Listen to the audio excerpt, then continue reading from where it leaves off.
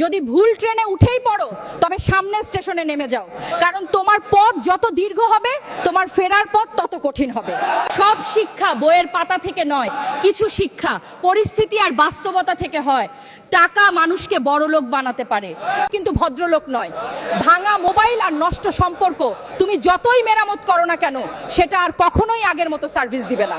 মিথ্যে এখন সবার প্রিয় হয় আর সত্যবাদীরা হয় অপমানিত আর অবহেলিত।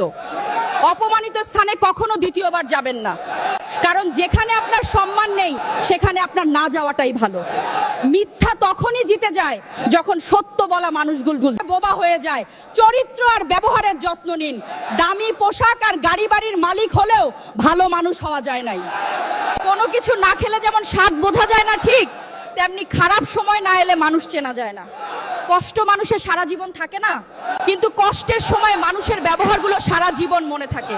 কিছু রাস্তা আপনাকে একাই যেতে হবে, না থাকবে আপনার পরিবার, না, কিন্তু কষ্টের সময় মানুষের ব্যবহারগুলো সারা জীবন মনে থাকে।